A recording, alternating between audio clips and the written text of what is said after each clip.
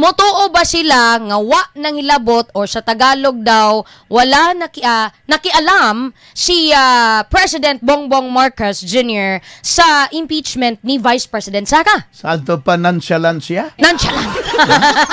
Sa issue Gen Z term, ha? Issue sa impeachment ni Inday Sara Duterte day? Motong iyahang pamahayag kagahapon, pero akon atong madunggan gyud gikan sa iyaha ni mga higala atong paminawon nya malantawon pod nato ni sa streaming ang pamahayag ni PBBM bahin sa impeachment ni VP Sara. Catching ko na po yung tanong, did you have a hand in this impeachment? No, the executive cannot have a hand in the impeachment. Walang role ang executive sa impeachment. Of course, did we discuss it with the speaker? Did we discuss it with the other congressman? Of course. And tinatanong, anong plano ninyo? Ano ba talagang gusto ninyong gawin? And that's it. Well, nandito na ito. Hindi na namin maiwasan. But the conventional thinking, Mr. President, is that nothing comes to pass in the House without the President or without Malacanang's blessing. Well, you give me too much credit. But again, what the House has done is clearly the mandate that they have been, the constitutional mandate that they have to proceed with the impeachment complaints. So that's why I think they're just following the procedure.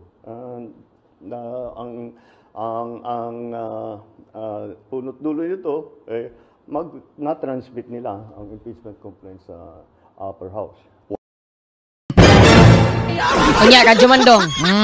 Murag anak patong ako nabasan kagahapon kang Crisette Chu. Makita pa ba ang iyang kwan? Ang iyang Facebook account? Kaya murag delete naman.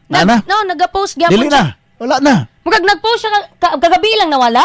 Yes, wala na. Get-take down na. Kay nakabasa pa ko katong before kakadlawon. Oo, kay nakabasa lang ko ni ana siya nga awa na ni walk out si PBBM kay daghan na kay pangutana ang media. Di naman daw siya katubag og takong kay ingon pa tong mga comment ito.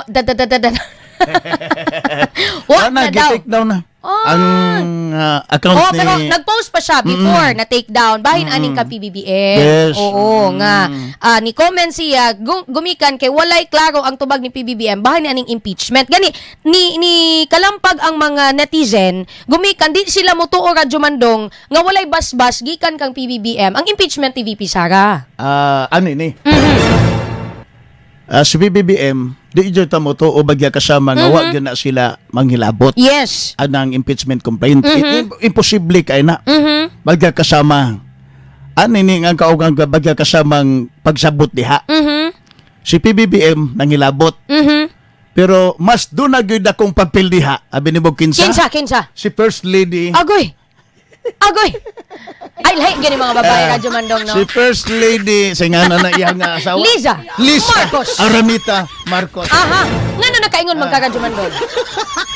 Daan na ba na ingos PBBM no? Dito sa kanabitang convention sa mga abogado.